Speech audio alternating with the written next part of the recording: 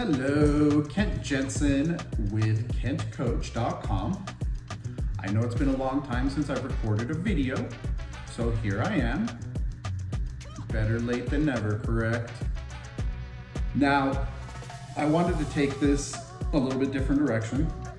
I'm going to be going over books that I've read and studied that have been impactful for me, and hopefully you can take the invitation to read these books as well and learn from them and gain as much insight as I've gained. Now, the first book I'm going to be reading or going over is the book that impacted me on my journey, which kind of influenced me to get to where I am today. That's a John Maxwell book. It's called The 21 Irrefutable Laws of Leadership. Now, I'm not going to be going over all 21 laws. That would make it too easy for you. You have to go and read the book if you want to learn all of them. But I've selected 6 that I felt were important and that kind of overlap with emotional intelligence. Now, the first one is the Law of the Lid. Now, in any great book, it's about creating a principle and then a story so that you can relate and you can feel like you're a part of what it is and it comes to life that way. Now, he shares the story of Dick and Maurice McDonald. Now, for those of you who aren't familiar with who Dick and Maurice McDonald were, they were the original founders of McDonald's, the billion-dollar fast food restaurant. Now, he talks about them because they achieved a level of success. It was a great level of success for them at that time. However, they failed at being able to franchise the restaurant.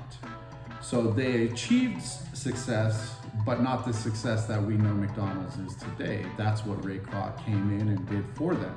Now, there's a saying that I always say that good is the enemy of great. So sometimes we accept good enough because we're scared to become great. And the reason being is everyone has a lid, an organization, an individual, or in other words, a ceiling. Now, when it comes to emotional intelligence, that's called your achievement drive, which is the allocation of energy towards a task until your brain says, okay, that's good enough, that's our standard. And then your brain stops allowing energy for that task, you feel satisfied and you move on. So your level of success depends on your ability to recognize what your ceiling or your lid is, and then your ability to develop as an individual and then move that ceiling up and onwards. Right? So that's it. What achievement drive is in terms of emotional intelligence. The next one is the law of influence. Now, I want to talk a little bit about subtle influence versus direct influence. When we're in a leadership position, it's very easy to have direct influence and say, do this, do that, and people will do it. Versus when you're not in a leadership position, sometimes you have to exercise what's called subtle influence. And that requires you to understand the person you're trying to influence and understand how to go about it in a way that they feel supportive and they can have autonomy in their decision making. This will allow the person to adopt the ideas that you're trying to influence and make it wholeheartedly theirs, which is an important thing when it comes to energy allocation towards a task. Now, the next law I wanted to talk about is the law of process. Now, the success of what you do is determined by how you do it. Leadership develops daily, not in a day.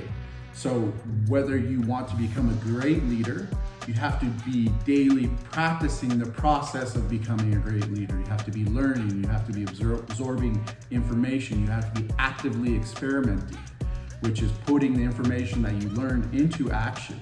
And, being okay with not being great at it at first until you become awesome. Now, that brings us to the law of empowerment. Only secure leaders give power to others. This is a foundational piece of what's called transformational leadership. You want to transform the people you lead into the best version of who they can become. This requires empathy, this requires compassion, this requires patience. This also requires you understanding exactly what their objectives are, what they want, and how to align those objectives and those needs with the goal of your company or organization.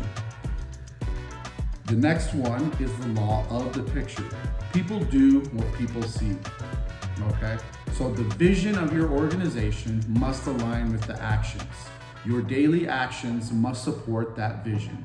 If not, you'll lose buy-in, people won't work as hard, and people won't be as authentic in their leadership.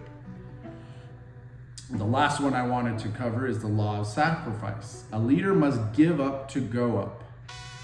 Now, there's a motivational speaker I like, his name's Eric Thomas, and he has a quote that I enjoy, which is, "You must sacrifice who you are for who you can become." Now, that deeply impacted me because who I was always conflated with the idea of who I could become.